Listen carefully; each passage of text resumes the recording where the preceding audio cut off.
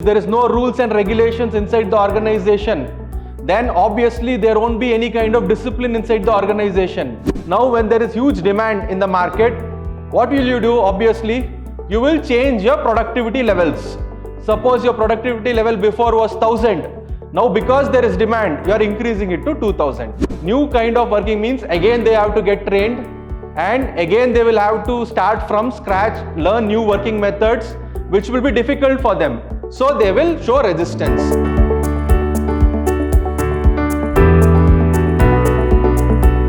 Hello everyone, this is Purna Chandra, Faculty, Department of Commerce and Management, Vidhyaashram, the Temple of Excellence.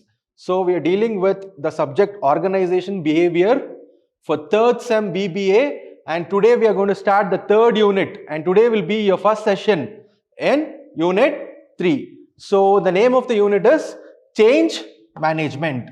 So we will see what are the different topics we are going to cover.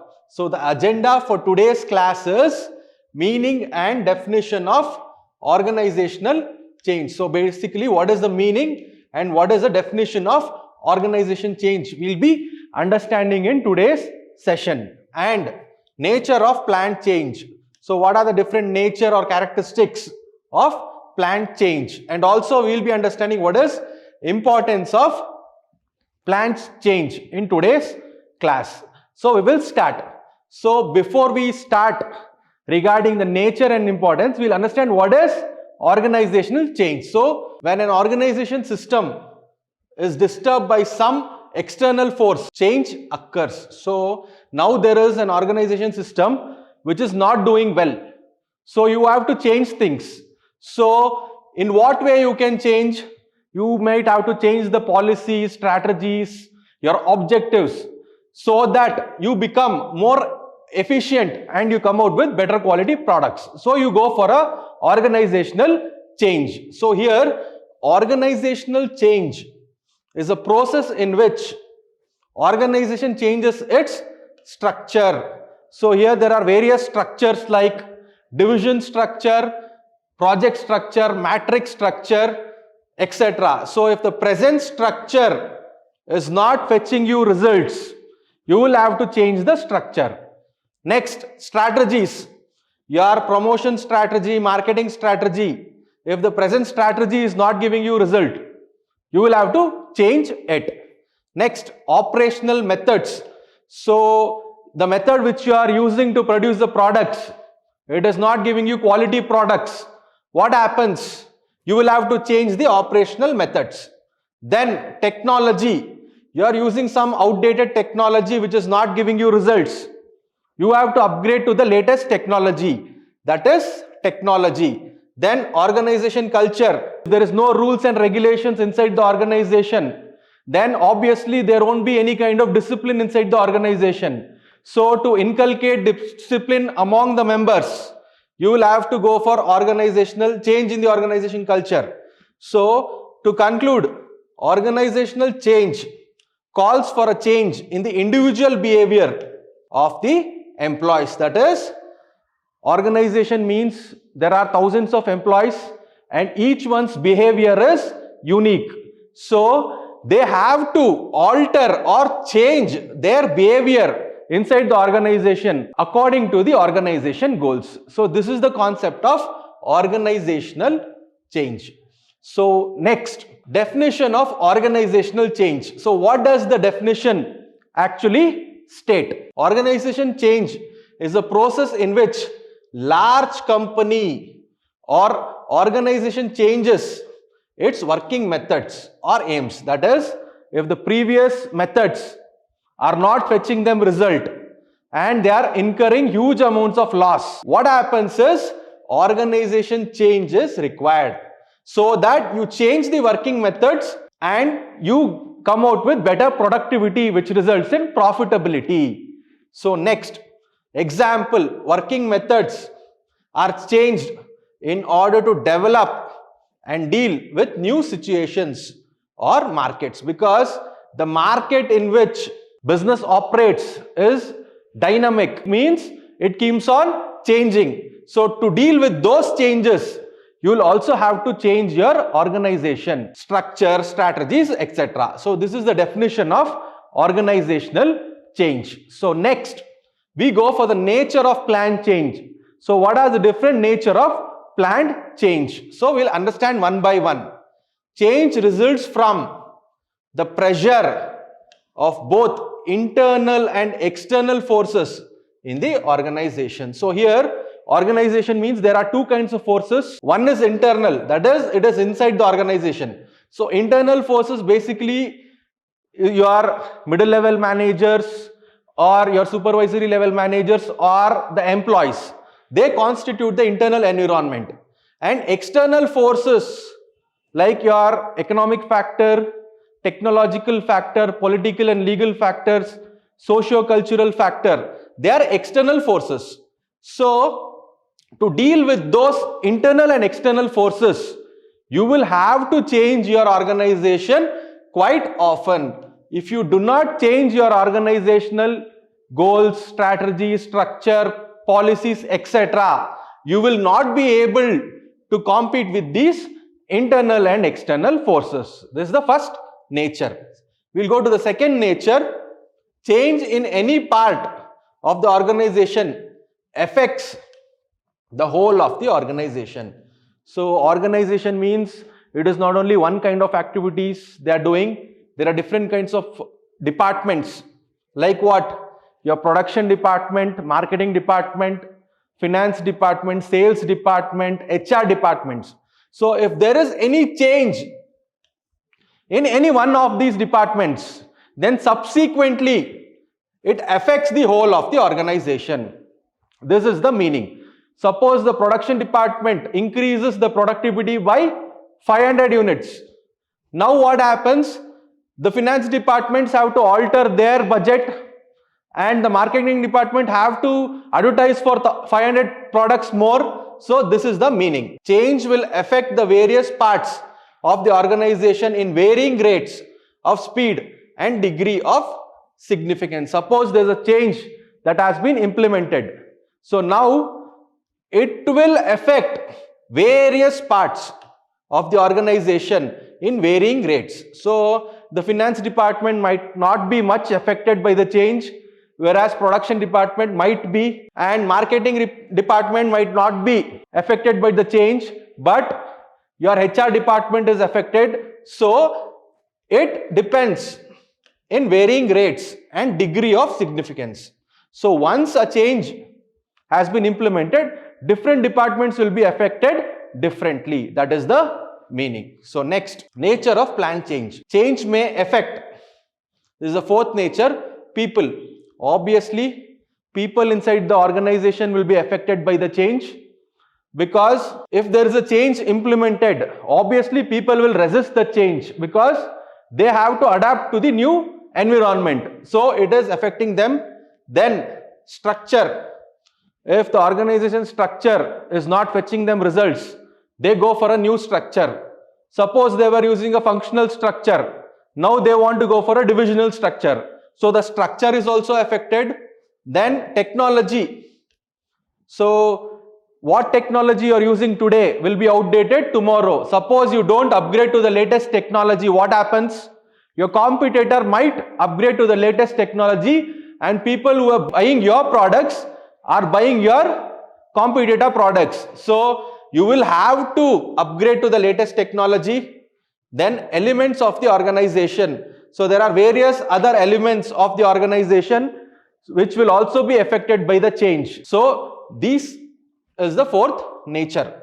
So next, change may be reactive or proactive. So here there are two terms called reactive and proactive. So we will understand them one by one. First we will go for reactive.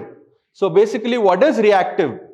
When change is brought about due to the pressure of external forces, it is called reactive change. So external forces is like your technological, political, legal, economic, socio-cultural. So now we will consider the external forces as demand. So what happens? Now when there is huge demand in the market, what will you do? Obviously, you will change your productivity levels. Suppose your productivity level before was 1000. Now because there is demand, you are increasing it to 2000. This is called reactive change. You are responding to the external forces and you are implementing the change. Next, we will understand what is proactive change.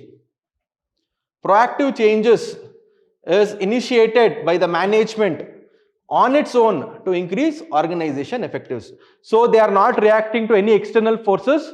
Now organization itself is going for a change. This change is called proactive change. I'll give an example. Previous year, the organization produced 1,000 products and they sold 1,000 products. So this year, they want to increase their productivity. So their change is they want to produce 2,000 products and sell.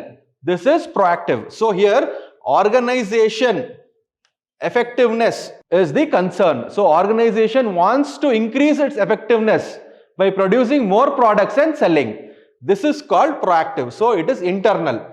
So this is the meaning of proactive change. So now, next, we are going for importance of planned change. So we will see the first importance here. So it is external factors. So basically, what are external factors? External factors play a big role in organizational change. So obviously, external factors are the main factors that determine organizational change. Like what? Your competitors, they are external.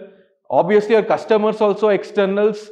Other business environments like technological environment, social environment, and your political and legal environment, etc. So they are all external.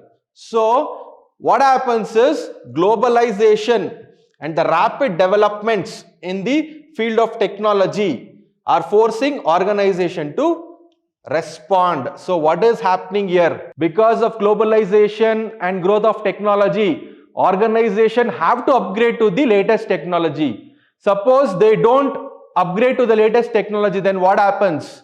Their product quality will come down and their product will become outdated. To compete in the market, you will have to implement the latest technology. So this is the external factor. So I'll give one example regarding this. There was a leading company called Nokia from Finland, which was the market leader in smartphones for many years. So Nokia, once being the biggest mobile phone company, went out of business recently as it did not keep up with the changes in the mobile technology. So what happened? They were market leaders for many years, but they did not upgrade to the latest technology. That is, Samsung came out with Android. So they didn't come out with Android, Nokia. So they lost their market share to Samsung. So this is the external factor. That is, when there is demand in the market, you should meet the demand by upgrading to the latest technology. So next importance. So making ideas succeed. So what is the meaning of making ideas succeed? So here, making organization use change management to enable ideas to succeed. So what happens? You are using one idea for the present year. It is not working out. Employees are least bothered about the work. Your rules and regulations are not intact. No one is following it. Employees are using mobiles during work. And what idea you had thought of giving a free environment is not working out. So what happens? You come out with a new idea and change the ideas. So this is making ideas succeed. So working alongside project managers who deliver new capabilities into an organization. So there are certain project managers who are experienced. They know what kind of ideas will work out, at what situations, and what kind of ideas will solve the problems. So you change your organization culture by implementing new ideas. So this is called making ideas succeed. So next, enabling cross-functional change. So what is the meaning of this cross-functional change? So we will understand. It helps to align the change plan to business or all strategies. So you want to implement change. So it cannot happen overnight. So slowly you will have to align the new change to the business or all strategies. All the strategies or business activities has to be slowly aligned with the new change. This is enabling cross-functional change. Improve internal and external services. Obviously, you have to improve the internal and external services for cross-functional changes, track and resolve issues. Suppose when you are implementing the new change, you should track whether there is any issues or problems in implementation so that you can clearly align the change to business and all strategy. This is called enabling cross-functional change. So next, importance of plan change. Fourth one, engaging people with the change process. So obviously you will have to engage people with the change process. I'll explain how. It deals with engaging staff in the change process by communicating them regarding the changes. So when you are implementing any change, you should not implement all of a sudden. You should call for a meeting regarding the different staffs, the middle level managers or your supervisory level managers, subordinates, employees, supervisors, and you should communicate them that we are changing the organization structure, we are changing the organization strategies, we are changing the policies, rules and regulations, and the new working methods, what are we coming out with, and what is the latest technology which we are upgrading. Everything has to be communicated in a very transparent way. So this is the meaning. It lays the groundwork for its later success. So when you communicate everything, when there is transparency, there is clarity regarding the other members of the organization, like what changes are implemented, what are we have to do in the future, what are the different activities which we will have to be engaged in the future, and our working culture, environment, etc. So the next importance of plan change, we are going for preparing for organization transition. Transition is nothing but change from a previous pattern to a new pattern. So we will understand this. Change managers are often appointed to make organization change to go smoothly. So to implement the change, there are experts or technicians who are well versed with implementing change. They are called as your change managers. So they are appointed to make organization change go smoothly so that there is no conflict or retaliation from the other members of the organization and the change is implemented smoothly. For that, change managers are appointed. They use change management models to make changes. There are certain models in which they implement the change. So we will understand them as follows.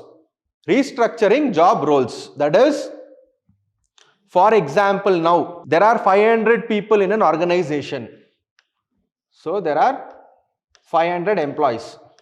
So restructuring job roles means on analysis you come to know that only 400 are necessary. Only 400 are necessary. So now what is happening? Remaining 100 is waste. Simply they are coming, they are taking salary. They have got nothing to do in the organization. So you can eliminate this 100. So you can eliminate this. This is called restructuring job roles. So you are finding out what are the necessary jobs inside the organization and what are not necessary. So you keep the necessary jobs and you eliminate the unnecessary jobs. This is restructuring job roles. Restructuring business processes. So there are a lot of business processes that happens inside the organization, whether it is production process, finance activities or your marketing activities. Restructuring means here also you find out what is required and what is not required so that you can eliminate what is not required and keep what is required. Then implementing new technologies, already we have understood. So if the present technology is not fetching you good profit by not giving you quality products, you can make one-time investment on some new technology and you can come out with quality products and make your targeted sales. So this is regarding this. Then importance of plan change, sixth one, that is decreasing resistance to change. So what is actually resistance to change? We will understand. Resistance is inevitable because people find it unsettling being asked to work in new and different ways. So now what happens? Now you want to implement a change in your organization structure, strategies, policies, rules and regulations. Now what has happened? the workers or employees now are well versed with the previous rules, policies, strategies. Obviously, if there is any change that has to be implemented, they will retaliate and they will show resistance. So it is inevitable. Obviously, they will show resistance because new kind of working means again they have to get trained and again they will have to start from scratch, learn new working methods which will be difficult for them. So they will show resistance. So what happens when change managers are transparent from day one, the less resistance they are likely to face. That is, these change managers have to deal with it in a delicate manner. They should tell why we are changing the organization strategies, what is the purpose. Everything has to be told to the employees in a transparent way. That is, all of a sudden you should not try to implement the change. You should be transparent regarding all the aspects so that you can decrease resistance to change. This is the meaning. So next, improving performance and productivity. So the basic motive of any business is profit. Minimum cost, maximum profit. But how to make profit? Profit is a result of productivity and productivity is a result of performance. So when there is good performance, you get more products. When you get more products, you can sell them and make more profit. So here, when an organization adapts improved ways of working, it tends to increase productivities. That is, now previous ways are not working out for you. You are incurring loss. Product are of not good quality. So what happens is, you go for improved ways.